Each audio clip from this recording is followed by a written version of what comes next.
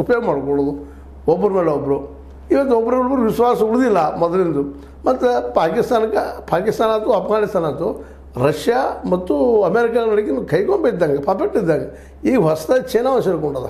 ಇಂಡಿಯಾದ ಪಪೆಟ್ ಅಂತ ಯಾಕೆ ಅಲ್ಲ ಅಂತಂದ್ರೆ, ಇಂಡಿಯಾದವ್ರಿಗೆ ಆ ಪ್ರಮಾಣದ ದುಡ್ಡು ಹಾಕಿ ಅವ್ರು ಸಾಕೋಷ್ಟು ಸಿಗ್ತಿಲ್ಲ, ಮುಗಿಲ್ಲ. ನಾವು ಬದುಕೋದು ಕಷ್ಟದ ಇದೆ ನಮ್ಮ ದೇಶದೊಳಗೆ. ಯಾಕಂದ್ರೆ ನಮ್ಮ ದೇಶದ ಆರ್ಥಿಕ ಪರಿಸ್ಥಿತಿ ಭಾಳ ಹದಗೆಟ್ಟು ಹೋಗಿಬಿಟ್ಟದೆ ಇವತ್ತು ಅನ್ನೋದು ಎಲ್ಲರಿಗೂ ಗೊತ್ತಿದ್ದ ವಿಷಯ. ಎಲ್ಲರಿಗೂ ಉದ್ಯೋಗ ಇಲ್ಲ. ಹೇಳ್ತೀವಿ ನಾವು ಇಲ್ಲ ಚೆನ್ನಾಗಿದೆ ಅಂತೇಳಿ, ನಮ್ಮ ಸರ್ಕಾರ ಹೊಳ್ತಾ ಇದ್ದಾವೆ. ವಾಸ್ತವ ನಮ್ಮ ಪರಿಸ್ಥಿತಿ ಹಂಗೆ ಉದ್ಯೋಗ ಇರಲಿಲ್ಲ. ಈಗ ನಾವು ಬೇಕಾಗಿದ್ವಿ, ಬಟ್ ಅವರಷ್ಟು ಬೇಕಾಗಿಲ್ಲ ಅನ್ನೋದು ಸಮಾಧಾನ. Something is better than nothing ಅಂತ. ಹಾಗಾದ್ರೆ ನಮ್ಮ ಪರಿಸ್ಥಿತಿ. ಆದರೆ ಪಾಕಿಸ್ತಾನ ಮತ್ತು ಅಫ್ಘಾನಿಸ್ತಾನ ಪರಿಸ್ಥಿತಿ ಮಾತ್ರ ಧರ್ಮದ ನೆಲೆಯಲ್ಲಿ ದೇಶ ಕಟ್ಟಿದ್ದು, ಜೊತೆಗೆ ಅರ್ಥವ್ಯವಸ್ಥೆನ ಗಟ್ಟಿ ಮಾಡಿಕೊಳ್ಳೋದೇ ಹೋಗಿದ್ದು. ಅದೇ ರೀತಿಯಾಗಿ ನಾವು ಇವತ್ತು ಇದ್ದು ಅನ್ಬೋದು, ದುಬೈ ಎಲ್ಲ ಚೆನ್ನಾಗಿದ್ದಾರೆ, ಅವರು ಧಾರ್ಮಿಕ ನೆಲೆಗಟ್ಟಲೆ ಕಟ್ಟಿದ್ದಾರೆ ದೇಶ ಅಂತೇಳಿ. ಆದರೆ ಅಲ್ಲಿ ಅರ್ಥವ್ಯವಸ್ಥೆ ಇನ್ನೂ ಬೆಳೆಸ್ಕೊಂಡಿಲ್ಲ ಅವರು.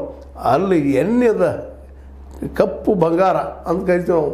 ಇವತ್ತು ನಾವೇನು ಎಣ್ಣೆ ಅಂತ ನಿಮ್ಗೆ ಗೊತ್ತು, ಪೆಟ್ರೋಲು, ಡೀಸೆಲ್, ಇದು ಕ್ರೂಡ್ ಆಯಿಲ್ಸ್ ಎಲ್ಲಿದ್ದಾವೆ.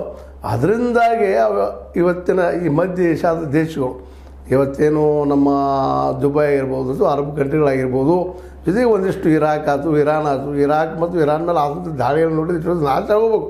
ಆದರೆ ಅಲ್ಲಿ ಏನದಪ್ಪ ಅಂದ್ರೆ ಆಯಿಲ್ ಇರೋದ್ರಿಂದಾಗೆ ಅವ್ರು ಇನ್ನೂ ಬದುಕ್ತಾ ಇದ್ದಾರೆ.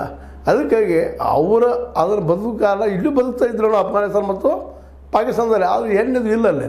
ಅವ್ರದ್ದೇನು ಪರಿಸ್ಥಿತಿ ಆಗಿತ್ತು ಅಂದರೆ ಇವತ್ತು ಈ ಅರಬ್ ಕಂಟ್ರಿಗಳಿಗೆ ಸೈನ್ಯ ಅದು ಪೊಲೀಸ್